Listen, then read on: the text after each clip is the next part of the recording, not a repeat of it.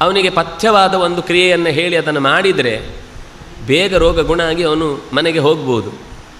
ವೈದ್ಯರು ಹೇಳ್ತಾರೆ ಹೀಗೆ ಮಾಡಿ, ಇದರಿಂದ ತುಂಬ ಒಳ್ಳೆಯದು.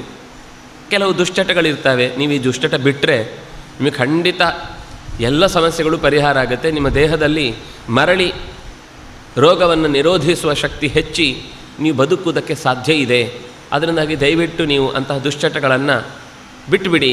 ಅಥವಾ ಯಾವುದೋ ಒಂದು ಅತಿಯಾದ ತಿನ್ನುವುದೋ, ಅತಿಯಾದ ಕುಡಿಯುವುದೋ, ಅತಿಯಾದ ಸೇವನೆ, ಇನ್ನೇನೇನೋ ಬಗೆ ಬಗೆಯ ದೋಷಗಳಿಗೆ ಕಾರಣವಾದದ್ದನ್ನು ಬಿಟ್ಟುಬಿಟ್ರೆ ಖಂಡಿತ ನಿಮ್ಮ ಆರೋಗ್ಯ ಸುಧಾರಿಸುತ್ತೆ ಅಂತ ಹೇಳಿದಾಗಲೂ ಅವನಲ್ಲಿ ಮೃತ್ಯುಕಾಲ ಅನ್ನೋದು ಹತ್ತಿರಕ್ಕೆ ಬಂದಿದ್ದರೆ ಇದು ಯಾವ ಪಥ್ಯದ ಮಾತು ಕೂಡ ಆತನಿಗೆ ಮೆಚ್ಚುಗೆಯಾಗದೆ ಹಾಗೆ ಅದನ್ನು ಮತ್ತೆ ಹಠಕ್ಕೆ ಬಿದ್ದು ಯಾರೂ ಇಲ್ಲದೇ ಇದ್ದಾಗಾದರೂ ನಾನು ಅದನ್ನು ಸೇವಿಸಿಯೇ ಸೇವಿಸಬೇಕು ಅನ್ನುವ ಆಸೆಯ ಹೊಂಡಕ್ಕೆ ಬಿದ್ದು ತನ್ನನ್ನೇ ಬಲಿ ಮಾಡಿಕೊಳ್ತಾನೆ. ಹಾಗೆ ಮರ್ತ್ಯೋ ವಿಪರೀತಾನಿ ಸೇವತೆ, ಆರುವ ದೀಪ ಜೋರಾಗಿ ಉರಿಯತ್ತೆ ಅನ್ನುವ ಹಾಗೆ, ವಿನಾಶಕಾಲೇ ವಿಪರೀತ ಬುದ್ಧಿ ಅನ್ನುವ ಹಾಗೆ ನಿನ್ನನ್ನು ನೀನೇ ವಿಷದ ಮಡುವಿನಲ್ಲಿ ಮುಳುಗಿಸಿಕೊಂಡು ಬದುಕಿ ಬರ್ತೇನೆ ಅಂತ ಹಠ ಸಾಧಿಸಿ ಕೈಯೆತ್ತಿ ಆಸೆಯನ್ನು ವ್ಯಕ್ತಪಡಿಸುವಂತೆ ಕಾಣ್ತಾ ಇದೆ.